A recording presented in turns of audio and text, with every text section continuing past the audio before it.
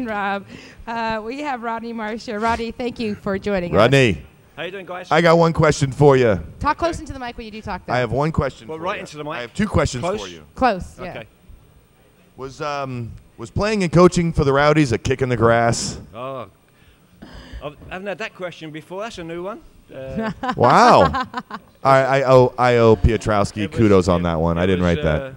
It was great times. It was when I first came here. It was in 1975, which is a long, long time ago. Tampa was invented back then? Exactly. I'll tell you a little story. Jose Garspa already rescued Tampa back then.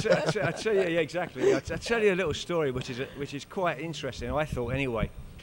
When I first come to the States in '75, I came over with Elton John, and he was doing a concert in Los Angeles, and he was about to buy the Los Angeles Aztecs North American Soccer League franchise, and he wanted me to come over to be player coach of Los Angeles. While I was over there in Los Angeles with Elton John, I get a phone call, and the guy says, Rodney Marsh, I went, yeah, he said, I'm Beauclair Rogers IV from Tampa, Florida. We own the Tampa Bay Rowdies, right? So I went, okay, he said, come down, take a look at us, you know, before you sign for LA, before you sign for Elton John, come down and take a look at Tampa. Well, Elton John had an American tour manager. Okay. And I said to the guy, Tampa Bay. Yeah, where? Where is that? And he was American. And he in went, America. And he went, I've got no clue. He had no idea where It's where Tampa Disney was. World is, even back in '75. Kind Right. of. It was then and it is Kind now. of. Kind of. But There's the a big question- difference between kind of and is. But the big thing is, guys, is that now, all this time later, Tampa Bay is now a global brand.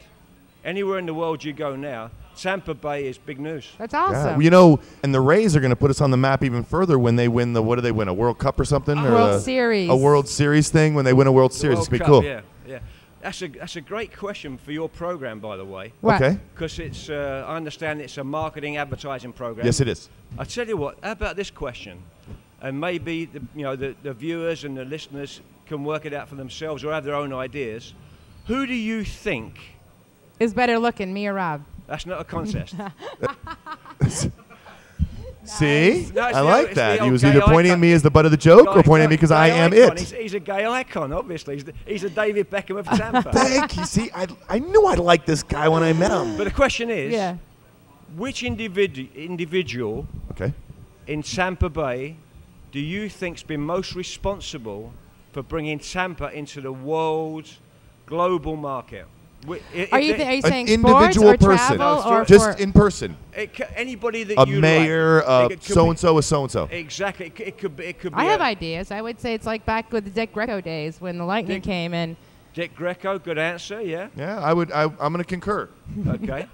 Good answer. Good answer. It was a good answer. Yeah. My thought was, do you know the name Tom McEwen? Yeah, Oh, my Tom God. Are you McEwen kidding and me? Dick Tom Greco McEwen. You are know like what? that. There you go. That's a good answer. Tom McEwen has been so pro Tampa Bay. But he's been always behind the scenes as well, too, letting Ex- other people take the glory. Well, not anymore, maybe. Maybe now, maybe the mayor now, maybe Pam Right. should look forward and say, let's bring out Tom McEwen, let's dust him off if he's still alive. He's still He alive. is? I know he is. I know. I know. He's doing well. Wow. And what we'll do, we'll give Tom McEwen a Lifetime Achievement Award for what he's done for Tampa Bay. That would be a great thing for Pam to do. Wow, you know, I think that's that's a actually great not a bad idea. idea. Yeah. You know, Tom we're- McEwen is Tampa Bay as far as I'm concerned. He's a really, really involved Get guy, it? man. Tom McEwen, TM, Tampa, and there's TM in Tampa. Get it? Forget it. Wow, There you that's go. clever. So, but Rodney, this is about you. Like, talk to us about playing soccer in England. This is about you. Where did you play in England? What made you start playing Manchester soccer? United. Or football. No, you got all that wrong. I started, Okay. it was Manchester City that I played for. Okay, Man that's what I City. meant. Did I say, what did I say? So he said Manchester United. Oh, I did? I didn't mean that. That's like calling a Giants player, he played for the Jets. I mean, that's Ew. that's how wrong that was. But I played for Fulham as a young player. Throw the notice away. Throw Michael's notes away. The director. I played for Man City. I need your Fulham. copy of that. I played for West Ham as a young kid, all in London.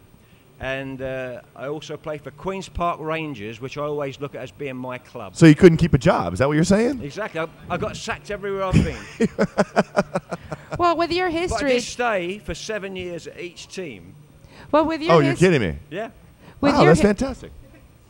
So with your Could you, history with playing in England and then coming over here and playing in the States with the Rowdies, how did the Rowdies fit your attitude, or did you kind of make the team what you wanted it to be since you were the best? Do you know what, Jen? That is a great question, because Tampa was probably the only team and the only franchise that I could have joined and experienced the same type of play as I had in the United Kingdom, in the UK. Tampa was a franchise that was crazy, it was wacky, it was off the wall, you know. Oh, look at you. They hired the biggest. Wow. That's me coaching, my coaching Wow. days. nice tie. They yeah, it was free. It was given to me. It was given. Yeah. And Tampa was a wacky franchise. You know, some Saturday nights after the games, the players would actually be in prison. They'd go to a club, a nightclub, and they'd you know, have a fight in the bar, and they'd be in Sunday morning. We had to go down and bail them out. So Oh, that's funny. it was wacky times. And that was What- like back in the day in England. That's what you used to do there, huh? Back in the where? Day when you were playing in the United Kingdom, they were getting arrested after the game. No, that's over here. That was over here. That's in the States. That's a disgrace. What I mean, obviously, besides maybe marketing and all that kind of popularity and all that stuff. Really, why hasn't soccer been able to really take off? You know, Beckham brought a huge resurgence to the sport. To the United Just States him, as though. well. I mean, as an icon of a person. But why hasn't football taken off in the United States like it should? Well, that is a fantastic question. And are you familiar with the name Steve Ross? Steve You know the name Ross. Steve Ross. He was the head of Warner Communications back in the 70s and 80s. Okay. He was a massive global brand in himself.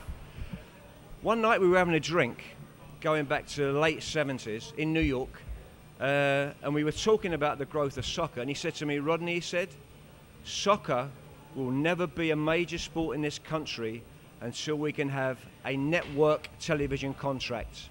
Oh, well, of course, that's where the Okay, money so then is. why didn't we And have one then? And in the 70s, we never had one. We had a couple of games on ABC, maybe a game here and there on NBC, but we never had a contract, like a season contract. And people won't know this, or maybe some will.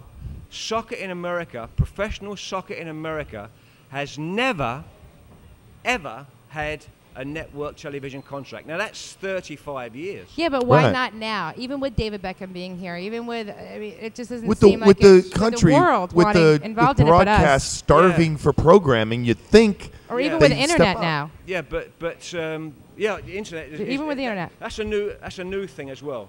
The internet has changed the way we look at life and Sure. everything, right? Sure. But David Beckham coming to America. David Beckham is the biggest name in world soccer. Period. Okay. Sure. Case Full closed. stop, period. Okay.